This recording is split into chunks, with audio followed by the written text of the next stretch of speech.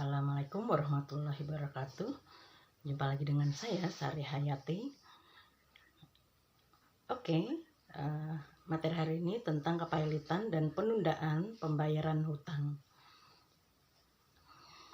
Tujuan dari pembelajaran materi hari ini yaitu mahasiswa diharapkan mampu memahami konsep dasar kepailitan dan penundaan kewajiban pembayaran hutang atau PKPU, mampu memahami dasar kepailitan dan PKPU, mampu menjelaskan perbedaan kepailitan dan PKPU, mampu menjelaskan mekanisme kepailitan dan PKPU, mampu menjelaskan pihak yang terlibat dalam pengurusan harta pailit, mampu mengidentifikasi kasus yang berkaitan dengan kepailitan dan PKPU. Pada zaman sekarang, para pelaku usaha, baik perorangan maupun perusahaan, seringkali melakukan perjanjian hutang piutang dengan pihak lain demi keberlangsungan usahanya. Atas perjanjian ini, tidak jarang pihak yang berutang atau debitur tidak mampu melunasi hutang-hutangnya. Alternatif solusi yang ada yaitu melalui kepailitan dan PKPU. Kepailitan dan PKPU dapat dipilih karena keduanya merupakan upaya untuk menyelesaikan hak dan kewajiban kreditur dan debitur dengan efisien, efektif, dan adil secara proporsional. Bagi debitur, kepailitan dan PKPU merupakan tanda itikat baik sehingga diberikan kesempatan untuk melaksanakan kewajibannya dengan memperhatikan kemampuannya. Bagi kreditur dalam PKPU, hak-hak kreditur lebih terjamin karena dapat terhindar dari perebutan harta atau aset debitur.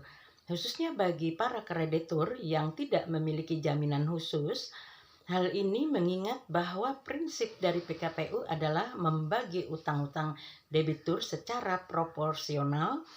Oleh karena itu, kepailitan dan PKPU perlu diatur dalam rangka untuk menghindari perebutan harta debitur apabila pada waktu yang sama terdapat beberapa kreditur yang menagih piutangnya ke debitur.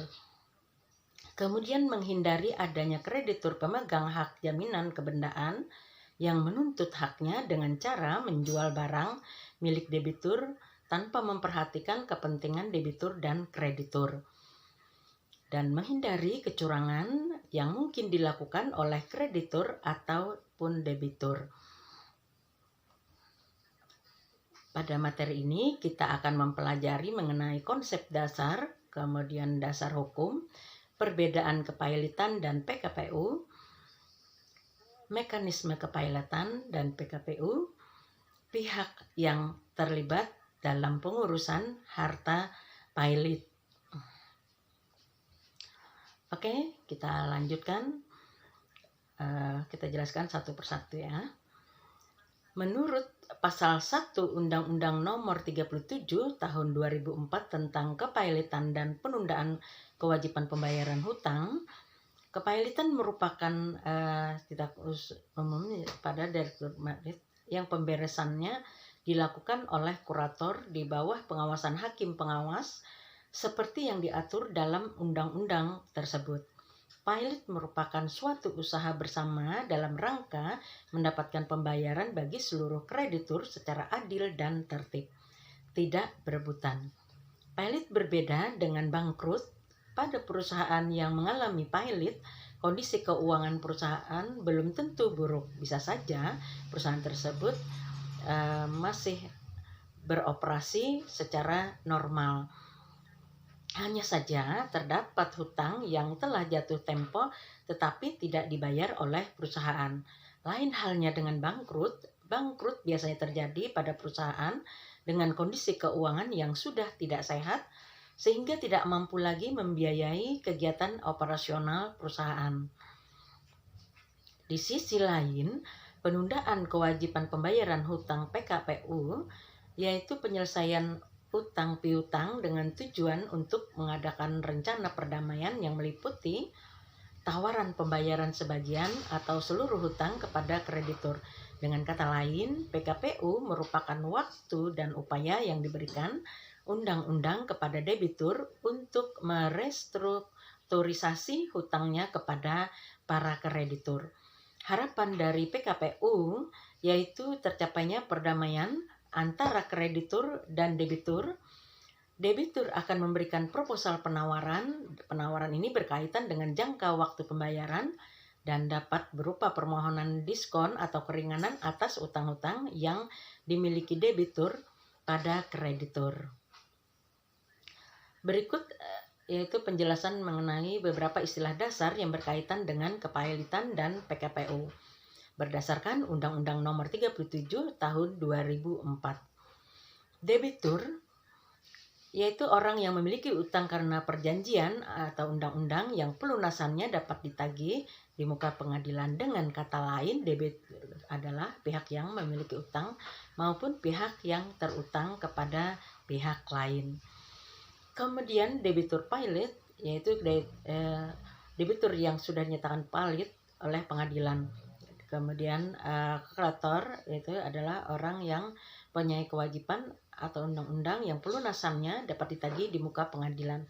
Dengan kata lain, kreditur adalah pihak yang memiliki piutang ataupun pihak yang memberikan pinjaman kepada pihak lain. Kreditur terdiri dari kreditur separatis, preferen, dan konkuren. Kreditur separatis merupakan kreditur pemegang hak jaminan kebendaan seperti gadai, hak tanggungan, hipotek, dan lainnya yang berkedudukan lebih tinggi dari kreditur preferen kecuali ditentukan lain oleh undang-undang. Sedangkan kreditur preferen yaitu kreditur hak mendahului karena sifat piutangnya oleh undang-undang diberi kedudukan istimewa yang terdiri dari kreditur preferen khusus dan umum. Kreditur konkuren yaitu kreditur yang tidak termasuk sebagai kreditur separatis maupun preferen sehingga tidak didahulukan dari jenis kreditur lainnya, sering disebut sebagai kreditur biasa. Sedangkan kurator merupakan balai harta peninggalan atau orang perseorangan yang diangkat oleh pengadilan untuk mengurus dan membereskan harta debitur pailit di bawah pengawasan hakim pengawas sesuai undang-undang tersebut. Kurator ditunjuk berdasarkan putusan pailit. Kemudian hutang merupakan kewajiban yang dinyatakan atau dapat dinyatakan dalam jumlah uang, baik dalam mata uang Indonesia maupun mata uang asing yang dapat ditagih dalam pengadilan. Sedangkan hakim pengawas yaitu hakim yang ditunjuk oleh pengadilan dalam keputusan pailit atau putusan PKPU. Perkembangan ekonomi dan globalisasi telah menimbulkan banyak permasalahan tentang penyelesaian hutang piutang dalam masyarakat, sehingga perlu adanya suatu produk hukum yang diperlukan untuk memberikan solusi atas permasalahan tersebut, demi tercapainya pembangunan perekonomian nasional.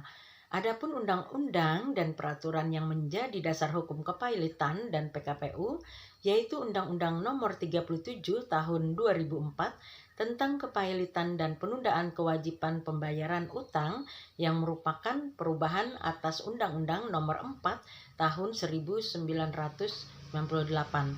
Undang-Undang Nomor 37 Tahun 2004 diterbitkan dengan didasarkan pada beberapa asas. Asas keseimbangan, ada ketentuan yang dapat mencegah penyalahgunaan peranata dan lembaga kepailitan oleh debitur maupun kreditur yang tidak jujur dan beretikat baik. Asas kelangsungan usaha yaitu ada ketentuan yang memungkinkan debitur yang prospektif tetap berlangsung usahanya. Kemudian asas keadilan, di mana di sini ketentuan kepailitan dapat memenuhi rasa keadilan bagi seluruh pihak yang berkepentingan. Kreditur A tidak bisa sewenang-wenang mengusahakan pembayaran piutangnya dengan tidak memperdulikan kredit lainnya. Berikutnya asas integrasi, di mana di sini sistem hukum formil dan material merupakan salah satu kesatuan yang utuh dari sistem hukum perdata dan hukum acara perdata nasional. Pada dasarnya, kepailitan dan PKPU tidaklah sama, meskipun keduanya merupakan alternatif solusi yang dapat dilakukan dalam rangka penyelesaian hutang piutang melalui jalur pengadilan. Namun ada beberapa hal yang membedakan keduanya.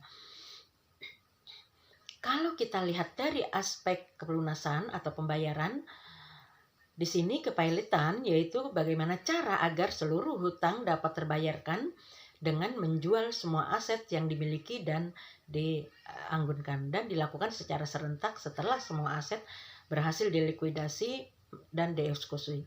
Kemudian kalau kita lihat dari PKPU, maka di sini aset tidak ada yang dijual, usaha tetap berjalan, hanya melakukan restrukturasi utang. Kemudian bergantung pada proposal perdamaian PKPU, pembayaran kredit kepada kreditur A dapat berbeda waktu pembayarannya dengan kreditur B. Berikutnya kalau kita lihat dari asas aspek pihak yang bertanggung jawab, pengurus dan pembereskan, dari kepailitan yaitu kurator yang bertugas dalam hal pengurusan dan pemberesan. Sedangkan dari PKPU yaitu pengurus atau bertugas dalam hal pengurusan. Kalau kita lihat dari aspek kewenangan debitur, maka kepailitan di sini hilang kewenangannya dan sudah berpindah tangan atau dipegang oleh kurator. Sedangkan PKPU, di mana di sini debitur masih dapat melakukan kepengurusan hartanya selama mendapatkan persetujuan dari pengurus. Sedangkan kalau kita lihat dari aspek putusan, kepailitan di sini selama 60 hari, sedangkan PKPU selama 20 hari. Kita lihat dari aspek jangka waktu penyelesaian, maka kepailitan di sini setelah diputuskan pailit di pengadilan niaga tidak ada batasan. Sedangkan PKPU, batas waktu PKPU atau pengajuan proposal perdamaian hanya 270 hari. Dan kalau kita lihat dari aspek upaya hukum, di mana kepailitan di sini atas putusan pailit dapat diajukan kasasi ke Mahkamah Agung atau MA. Selain itu, atas putusan pailit yang tengah berkekuatan hukum tetap dapat diajukan peninjauan kembali ke MA. Sedangkan PKPU, atas putusan PKPU tidak dapat diajukan upaya hukum apapun.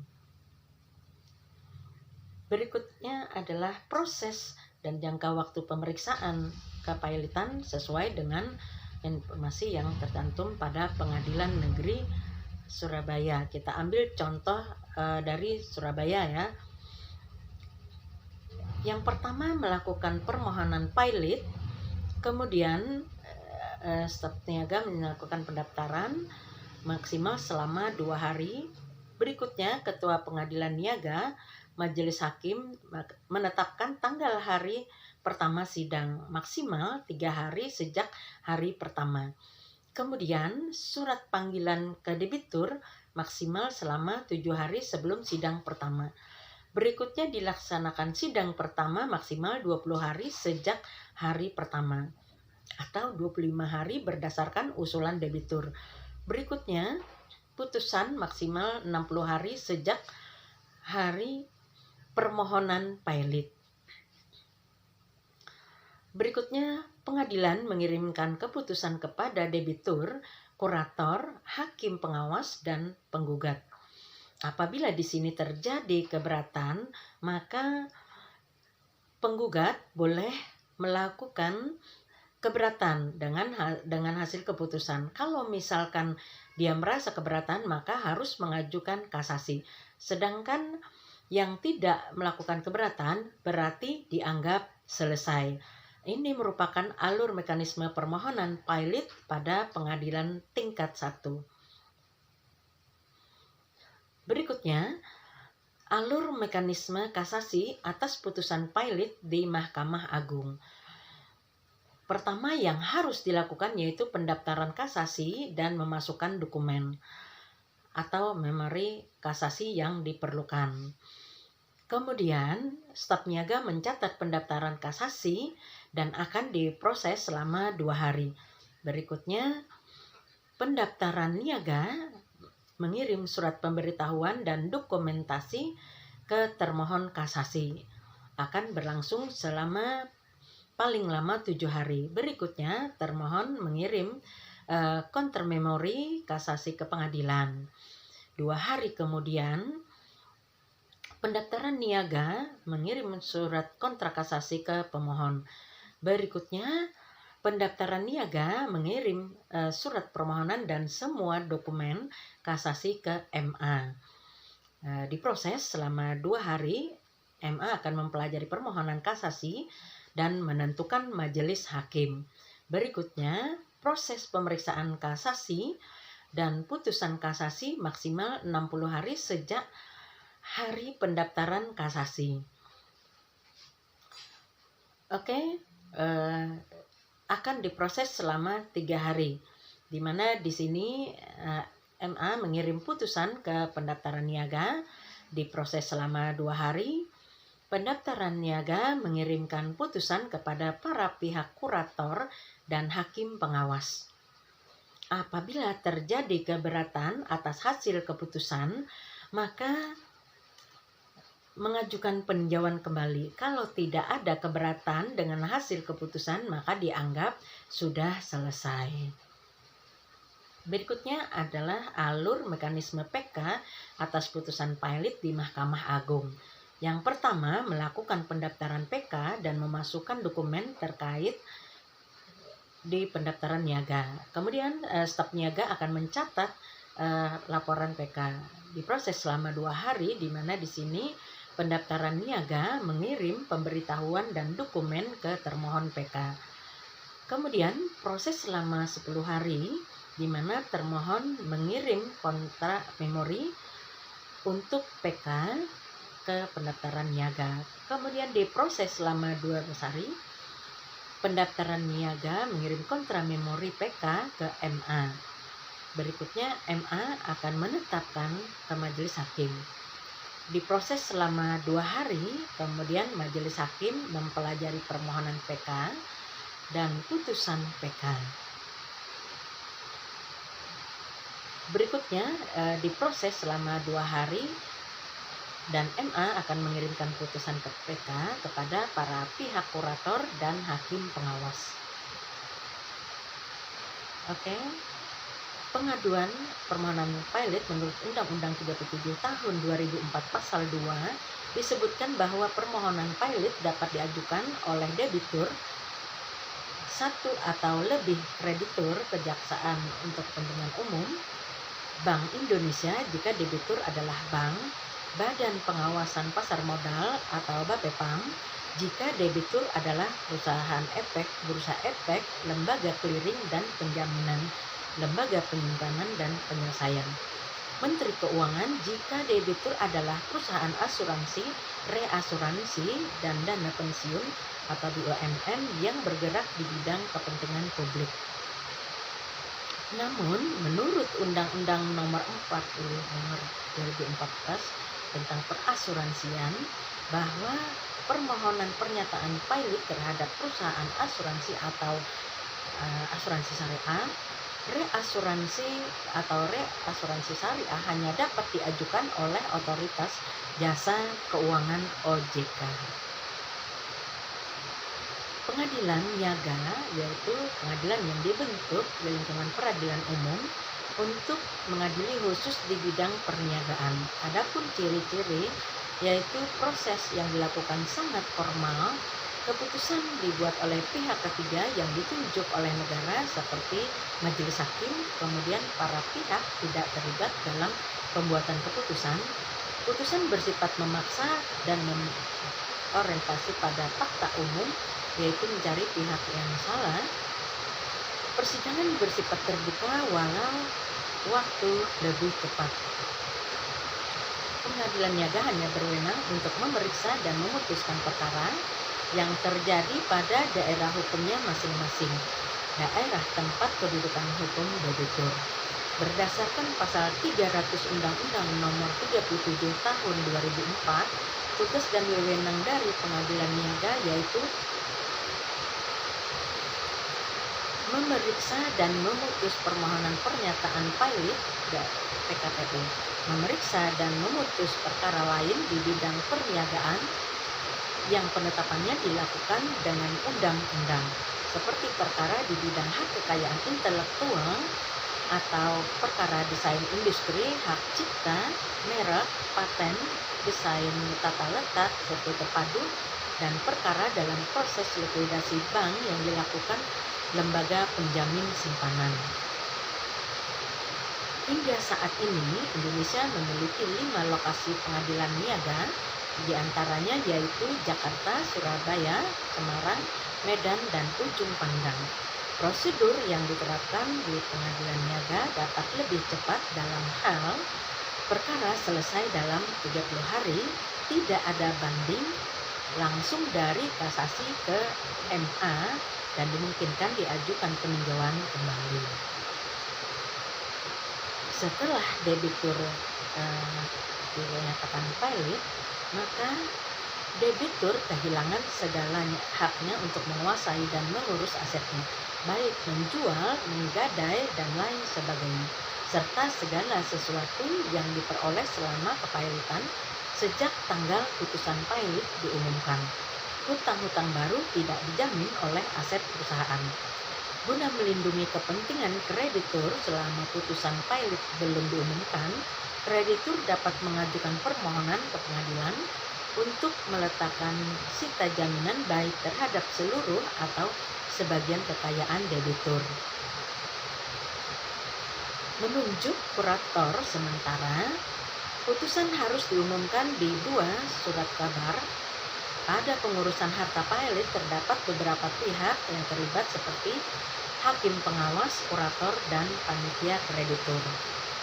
Hakim pengawas merupakan hakim yang diangkat oleh pengadilan untuk mengawasi kepengurusan dan pemberesan harta pailit.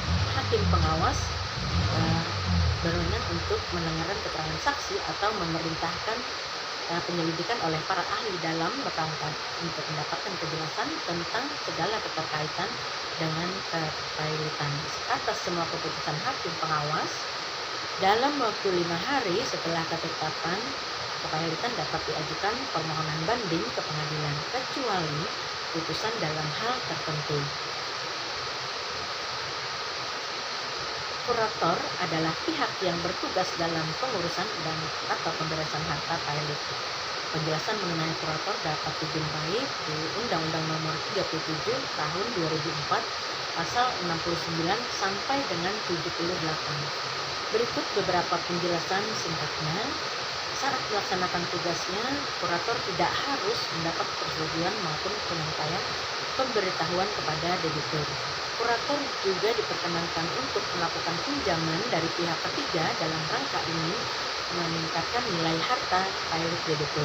Kurator bisa menilai harta peninggalan maupun kurator lainnya. Pihak yang dapat menjadi kurator yaitu orang perseorangan berdomisili di Indonesia, memiliki keahlian khusus dalam mengurus dan atau membereskan harta pailit yang terdaftar di Kementerian Ruang Lingkup dan tanggung jawabnya di bidang hukum dan peraturan perundang-undangan. Pengadilan dapat mengabulkan usulan penggantian kurator, mengangkat kurator lainnya, dan mengangkat kurator tambahan, baik atas permohonan kurator sendiri maupun permohonan kurator lainnya jika ada. Usulan hakim pengawas, permintaan debitur pailit, usulan kreditor konkuren, atau harus ada dasar persetujuan rapat kreditur.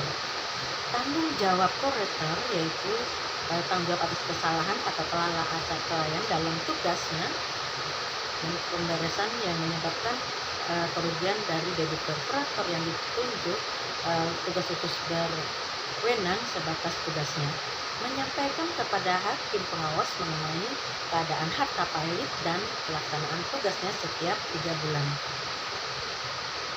Pada Undang-Undang Nomor 37 Tahun 2004, panitia kreditur diatur dalam pasal 79 sampai 84. Berikut adalah cuplikan penjelasannya. Pengadilan dapat membentuk panitia kreditur sementara yang terdiri dari 3 orang yang dipilih dari kreditur yang dikenal dengan maksud memberikan nasihat kepada kurator. Jika pencocokan hutang telah selesai, hakim pengawas wajib menawarkan maka kreditur untuk membentuk panitia kreditur tetap. Jika panitia kreditur membutuhkan mengenai kepailitan, maka kurator wajib memberikan semua keterangan yang diminta. Jika diperlukan, panitia kreditur bersama dengan kurator dapat mengadakan rapat untuk memperoleh nasihat bagi kurator. Oke, demikian tadi materi hari ini. Saya akhiri. Wassalamualaikum warahmatullahi wabarakatuh. See you next week.